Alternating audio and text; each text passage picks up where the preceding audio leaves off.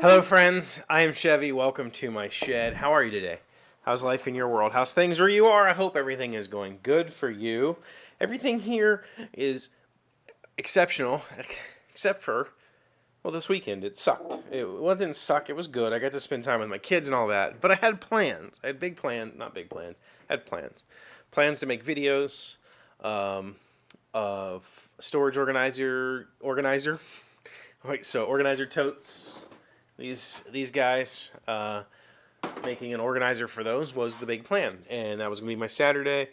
And then my Sunday, I had a couple other things planned out. One was finishing up my overhead lighting. Two was a project for a friend, that sort of stuff. So Saturday comes along. I'm getting ready to leave, and my kids ask if they can go to the mall. And I said, great, no problem. The mall that they like going to is near where I was going to go anyway. So I said, yeah, let's go to the mall. So I went and picked them up and took them with me, which was awesome. It was fun. The plan was to go to the mall, do the shopping that they needed to do, and then go to Home Depot and do the shopping that I needed to do. And what I needed to do was pick up some plywood. Dead simple, right? 3 sheets of plywood, all Pier Bond plywood. And the problem is, I have a Ford Explorer. I don't have a truck. I do have a truck, but it's currently off-road. It's not been usable for a year now. So I needed to have these sheets cut.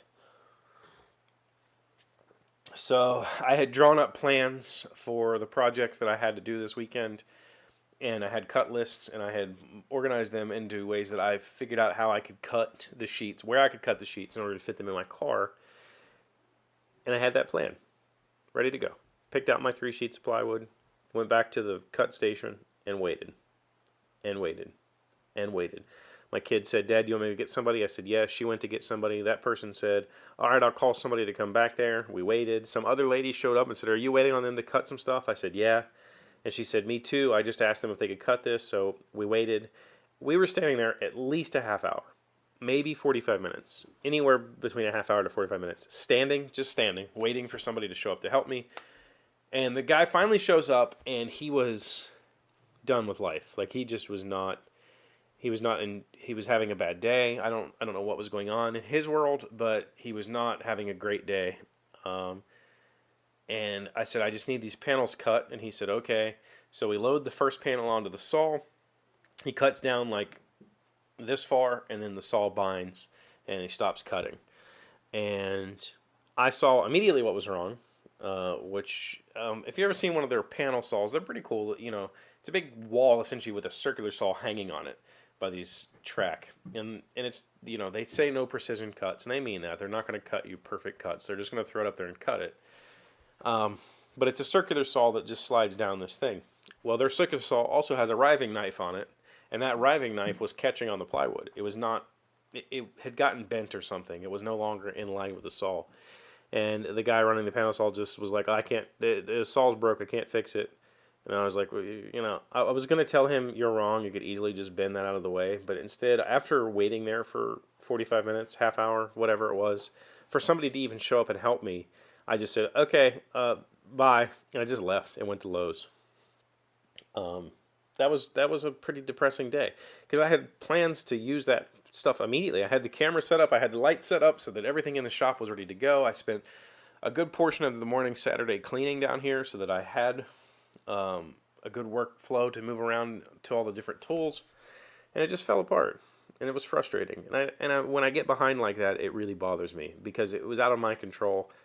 Kind of, I could have taken my battery-powered circular saw, I should have, and just cut it in the parking lot. I could have strapped it to the roof. I could have put it in the car anyway and left the tailgate up. There was some other solutions that if I hadn't had my daughters, I would have done. But, yeah, it sucked. And I didn't get anything at Lowe's either. Unfortunately, Home Depot is the only place near me that sells premium plywood. Lowe's just has construction-grade sheathing, and I'm not building anything out of that stuff. It's not fun to work with.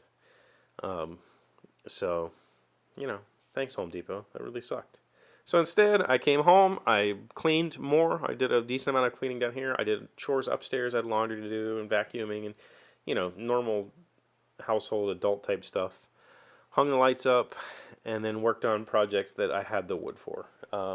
Which one of those is a cedar cross. I wanted to make this out of cedar. This wood came from Holt Lumber because this will be an outdoor piece, and cedar's pretty rot resistant and bug resistant, so I thought this would be a good choice.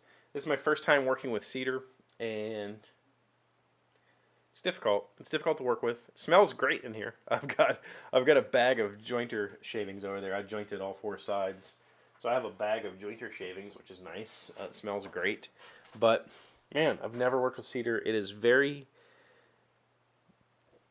it tears out really easy. It just breaks apart, and the sanding dust is like just super fine, goes everywhere, which is really strange. So, but it's beautiful. I mean, it turns out this purple and white, it just looks really great. I made some cedar dowels in there I have to sand off, and this will just go in the ground, and I think it'll hold up for quite a while, which is the intent. That's for a family member, so that was at least something that I could get done. You know, I always have projects that are kind of ready and waiting. My mom likes to send me just like Pinterest links and stuff constantly, like make me these, make me these, make me these. So there's always stuff I could be doing in here. Just the plan was to spend the weekend trying to get it ready to spend the summer in here, and it fell apart thanks to a broken panel saw and some poor customer service on Home Depot's part. But what are you gonna do? I'll end up going back because it's the only place I can get premium plywood at a decent price, and there's only one Home Depot in my entire area. It's just all Lowe's around here, and that's kind of miserable. It is what it is, though.